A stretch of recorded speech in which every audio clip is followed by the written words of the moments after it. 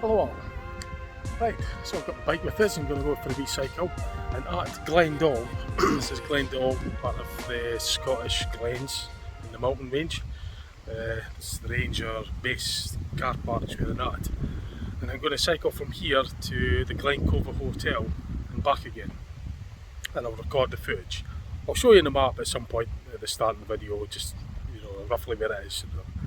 So it's a nice day, so I'm going to wait to get on with it. I'll give you a quick look at the bike as well, just if you don't know what my bike looks like, because I've done videos before regarding cycling, but you may not have seen them. So it's the Carrara. I've had it for brand new since January 2008, so it's 16.5-year-old bike. It's all original parts. So, and as I say, this is just at the Ranger car park at Glen Doll, and I'm going to cycle from here to the Glen Clova Hotel and back again. I'll probably do the video in two parts. Yeah, like I was saying, I'll do the outwards journey from here to the Glens Hotel in part one, and I'll do the return leg in part two. So you'll get the view going that way, and you'll get in part one you'll get the opposite view the other way in the second part. It's about 3.5 miles each way, so it's a 7-mile round trip. So I'm just cycling to the Ranger place, just to get the toilet before I set off. I'll show you roughly the maps. That was a sort of information board.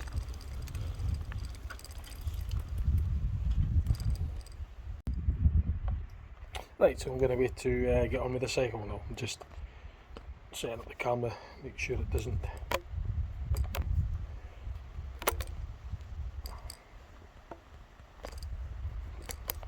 fall.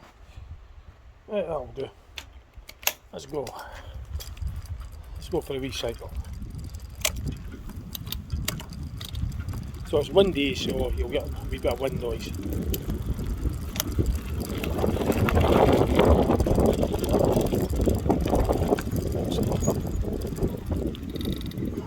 Might angle it up a bit more. Let's see if we can angle it more.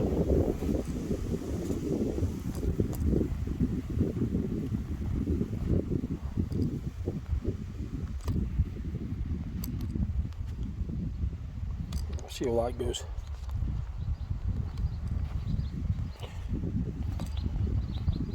Right, let's go.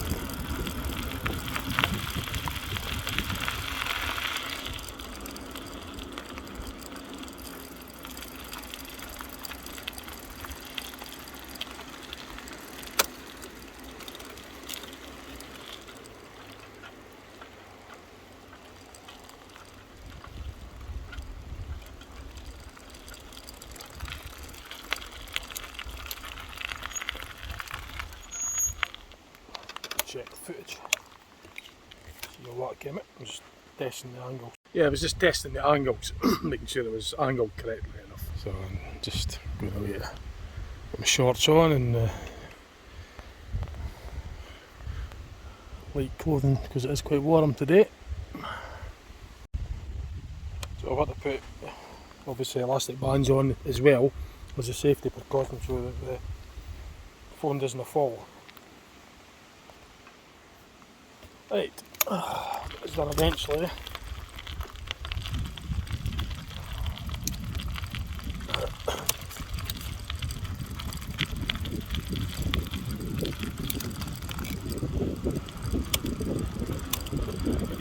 Nice easy cycle.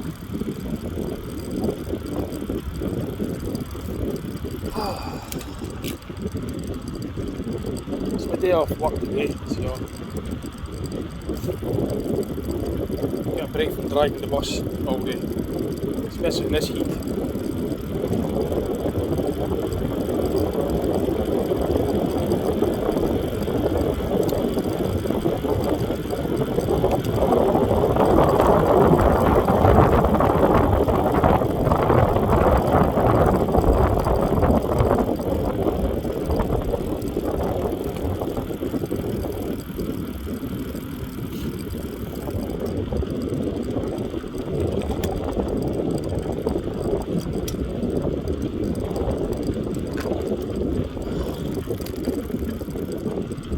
It's a busy road this because it's height of tourist season. A lot of tourists come here.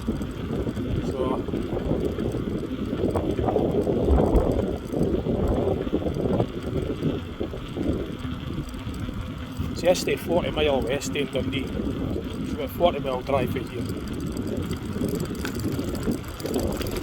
So for me, it's just right on my doorstep. Some visitors will probably travel hundreds of miles, you know, there's no telling where they'll come from. Probably from the visit in Scotland, they'll be travelling from all over the place. So, I'm lucky because it's just on the doorstep. Only 40 miles north of Dundee, really.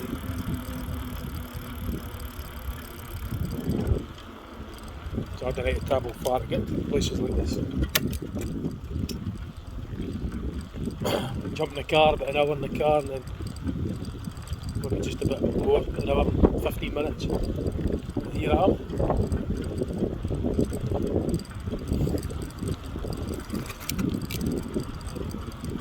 So hoping it's coming out alright, the camera.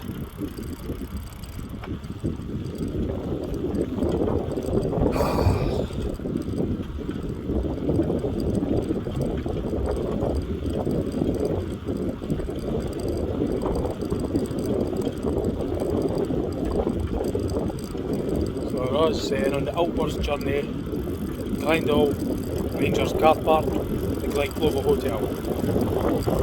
Approximately 3.5 miles. Now the inwards return leg, I'll do that in part 2 video.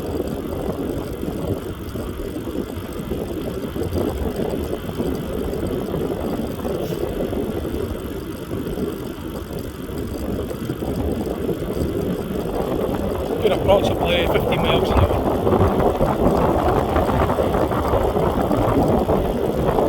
18 mile an hour.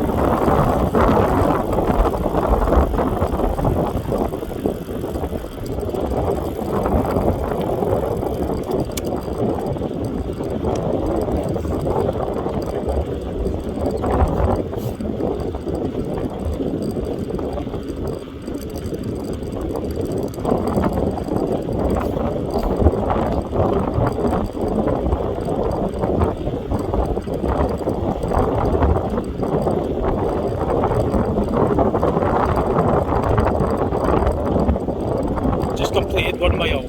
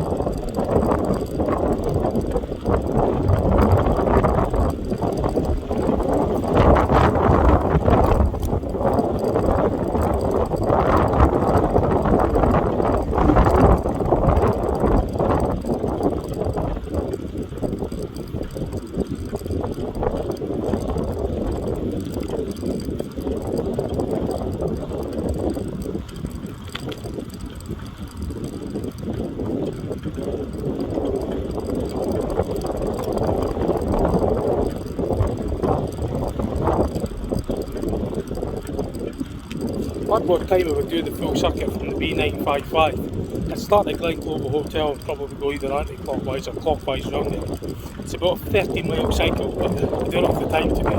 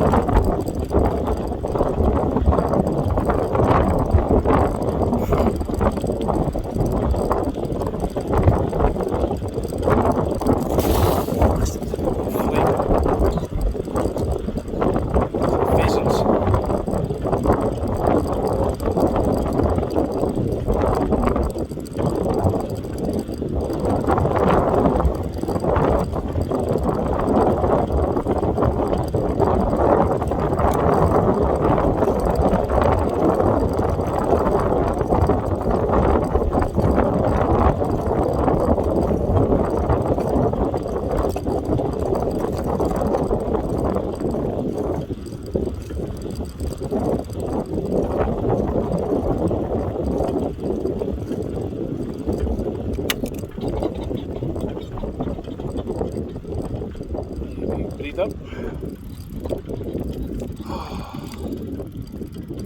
1.5 miles complete. 2 miles to go. Heading in the sort of south direction towards the Clova Hotel. But the wind's blowing against me. So I'll stop for a bit of a minute breather. I don't know whether that's set right. 0.5, yep, I do. So that's about a minute breather done. Swig of my juice and I'm going to do an uphill climb. Slight gradient. Oh, against the wind. I don't like hills. And I always pedal sitting down on my bike. I always remain seated when I'm cycling on my bike. I never stand on the pedals. I always sit down and pedal. But the gears on this are really good. First gear on this is amazing. You can pedal up the mountain with the first gear on this thing. 24 speed. The first gear in the nil is easy but very slow. That's how gears work. It multiplies the torque in relation to reduction the speed. So you reduce the speed in proportion to the increase in torque if you drop down a gear. So it puts more force on the back wheel but I get up slower. Because it's a fixed power, you see. I only put in so much effort. So this is converting the same effort. Reducing the speed, increasing the torque. Let this car past.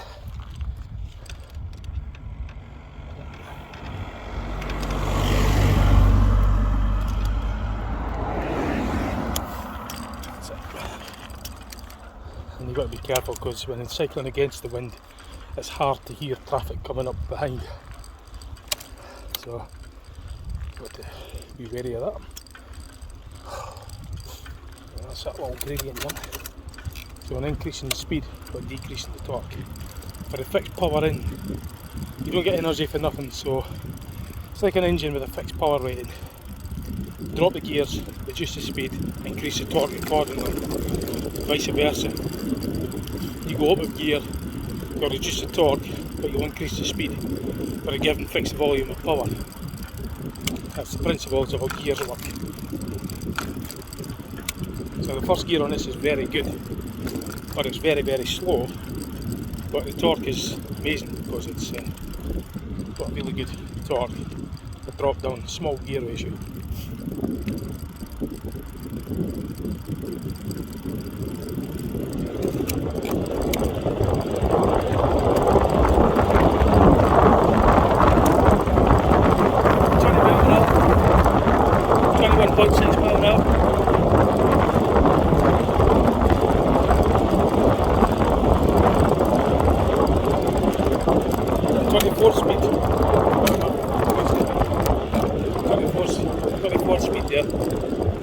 Slight gradient. I was peaking at 21.6 mile an hour.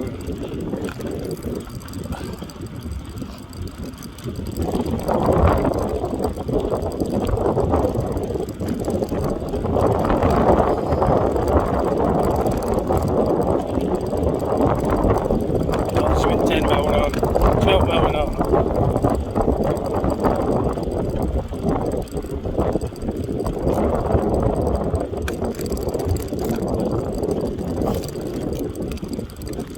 So not the slight gradient, so I drop the gears down a little.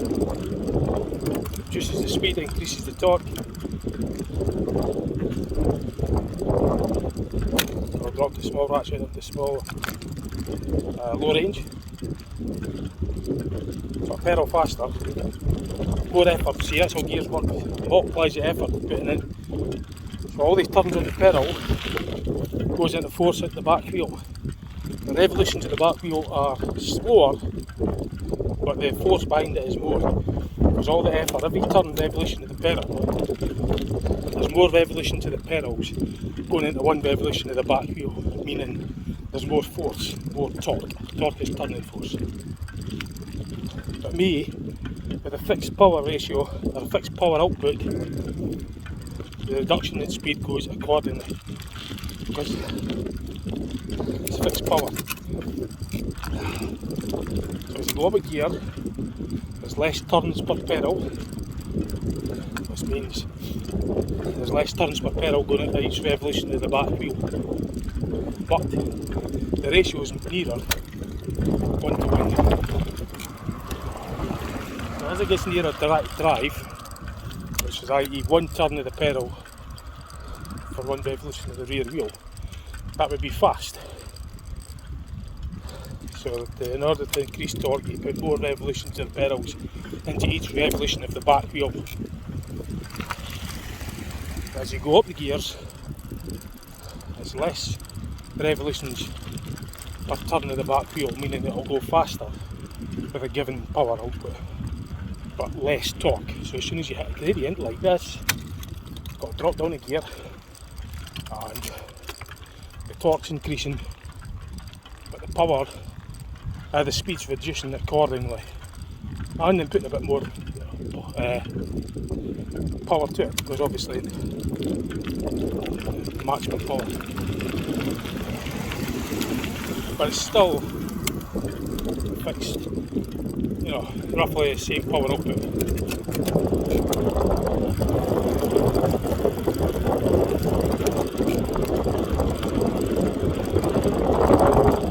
So it's the same applying, same power. It's going up the brake and get faster, it's on the level. In order to go up the brakes as quick as a bit, more flat, it needs to be more power. Putting more power, more energy.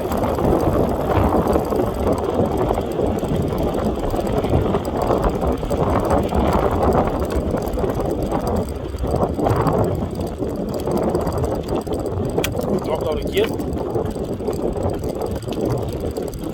Reduce the speed, increase the torque. This is basically works on the leverage principle. So when you come to lever or jemmy something open, it's the lever, the force that you put on the end of the lever and the small movement on the other side. So the small movement will have all that effort on the other end, the large movement, and it will concentrate that force onto a small point, which means it's going to be very powerful, or I should say very strong, which are multiplying the force. Principles of a lever, similar to that with gears. The length of the crank, and it also depends on how you sit on the seat. So when you extend your leg, if you extend it efficiently, you get more stroke per leg per pedal push.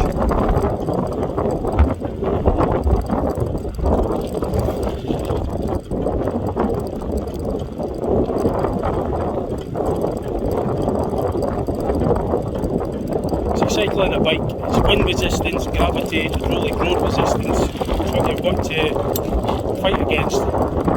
That's what makes the effort. That's what the effort goes against to make it move. Plus you've got to accelerate the object.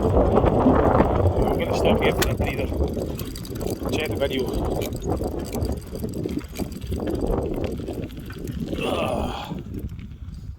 Right, so 2.58 miles. Probably another mile to go. Right, so I was just checking the video and just making sure it's all recorded alright, check the angles, put the elastic bands back on, make sure it's all secure, don't want it falling off. Have another wee swig of my juice. That was nice, right, let's get going again. Okay, check on the shore, make it clear. To the left, because obviously you can't hear traffic on there. off site because of the wind noise. It's a very narrow road, so I'll keep it to the left. I didn't cycle with a helmet on or any of that shit. I just go as I am. Always have done. Ever since I've been a kid in the 80s. I learned to cycle a bike when I was 7. I think it was 1982. Tomahawk. And heck. Pull in here, the car's coming up, I can hear it. I'll get to this point and I'll let him through.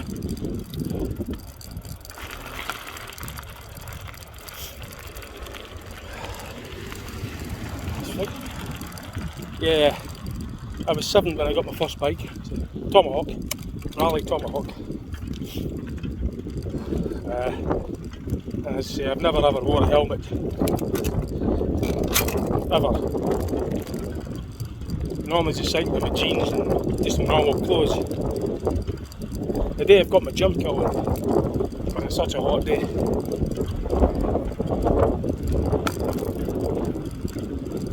But I was always wanting my cousin's chopper. See, I was big enough for that. I was quite big for my age, so I would have been able to get a chopper. And I was always wanting it.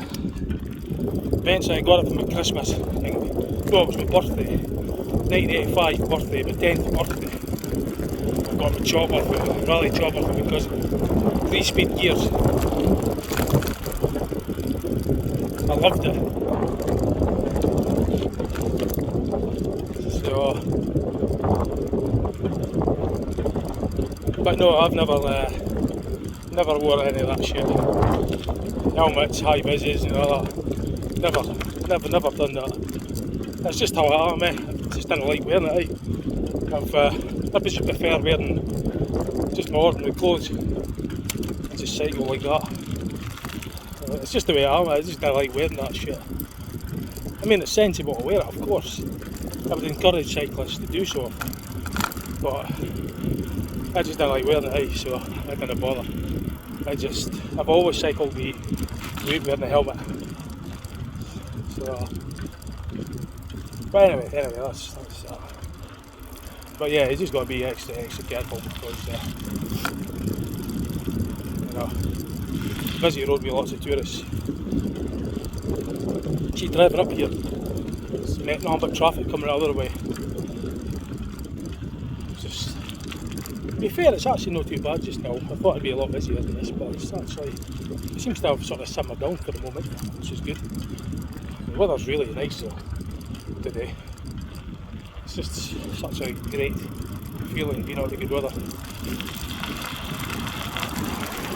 Ah, lovely. Lovely jubbly.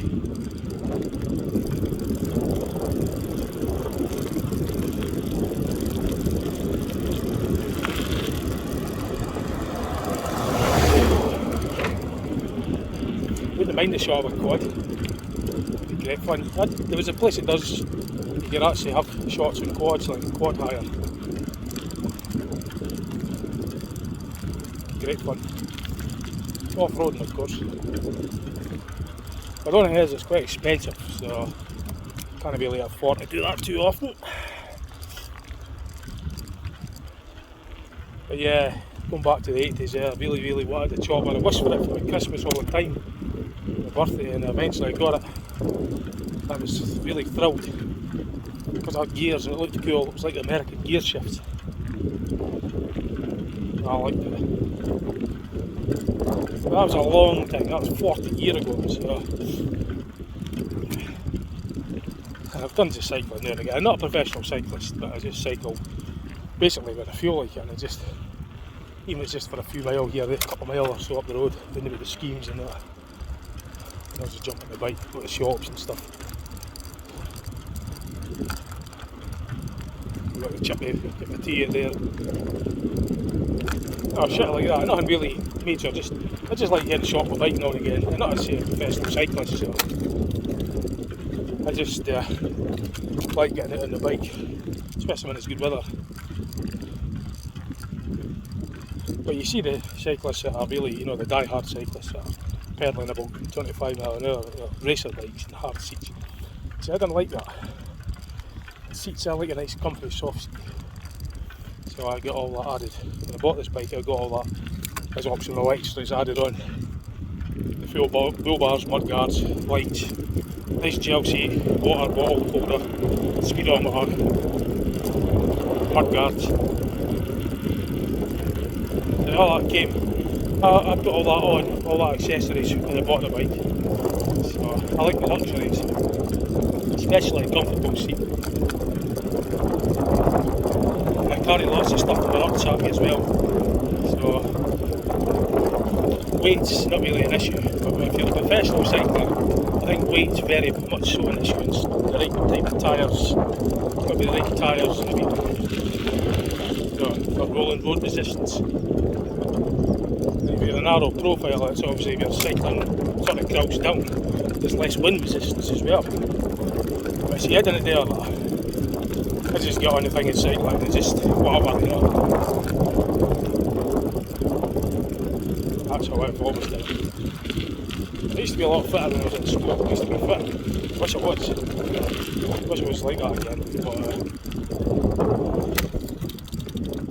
But even then, it's just to cycle at my own pace. I never really went for any competitions. I did competitions when I was in school, like say, running and rugby and stuff like that. I was quite good at PE. That was one of my strong things. That and science, physics were my two favourites at high school. I miss the days like. But yeah, sometimes I wish there was to go further on it. You got a bit of pressure on fitness and good health. But the job I do, I'm driving a bus all day, and I'd say it's easy to put on the weight when you're doing that job. There's a number of factors, shift factors, stress factors, eating at different times factors, convenient food factors, and just, you know, all takes its toll in putting weight on. So easy, too easy. So it's important that good health, as much as you can, of course, within reason. Anyway, that's 3.58 miles, 3.6 miles in at the hotel now. That is here. I could go further, but I've just got to watch the time constraints. So if I had more time, maybe another day I could cycle right around the B955 in a circular loop. But it's a kind of circular route. Calculated it about 30 now. So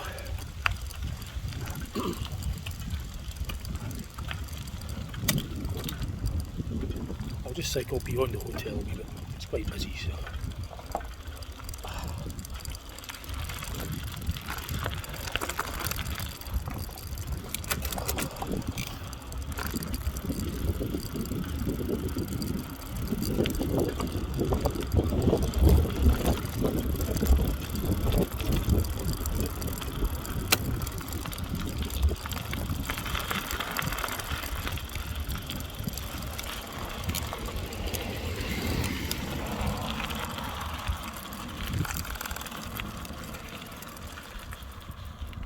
Right, that'll do it. Right, okay, that'll do it, and that's the outward journey complete. Lots in it, 3.72 miles. I reset the tripometer before I set off. 3.72 miles, and it's Glen Clova Hotel there. It's a bit busy outside. I wasn't wanting to just stop out right next to it. I thought I would just draw forward a little bit just to get, you know, out of the way a wee bit. But anyway, lovely bit of the countryside, lovely views. I go hill walking with the Caledonian Hill Walk, the Dundee-based Caledonian Hill Walking Hike Club. I'm a member, have been for 15 years, and we do hikes all around Scotland within a, say, a couple of hour radius drive from Dundee, because there's obviously time constraints. So it's usually as far south as the Borders and as far north as perhaps the Cairn and Gorhams. There is weekend breaks as well that the Hill Walking Club arranges, but generally it's within a kind of 2 mile drive radius of Dundee. And then once we get, because obviously the bus driver's got to watch his hours, because he's got to set off, pick us up, wait there while we do the hike, and then drive back. So all that's on his tachograph. So there's limited hours Sometimes it's a through walk where they'll meet us. But anyway, that's besides the point. But yeah, the Scottish countryside is just absolutely amazing, spectacular, brilliant to get out here, brilliant. I love it. Yeah, it's really, really nice, really nice. On a day like this, weather like this, I thought, you know, I'm going to take the opportunity. I've got things to do later today, so what I've done is I managed to squeeze in some time and managed to fit this in because it's important. You know, I wasn't want to miss out on an opportunity like this.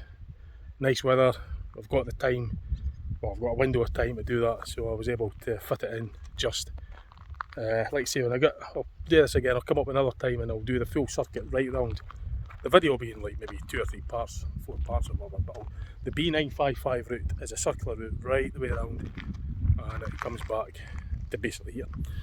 But it branches off when you get to the pinnacle point where the two roads meet, and if you continue on down there, it takes you well, there's other roads that branch off, but basically you're heading in the Kirriemuir direction, which is south.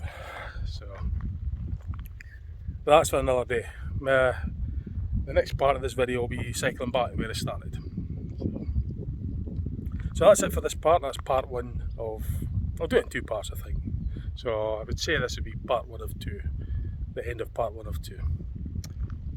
So, okay, right, thanks for watching this part, and hope you enjoyed it, and look forward to part 2 of 2. Okay, right, catch you later. Bye for now.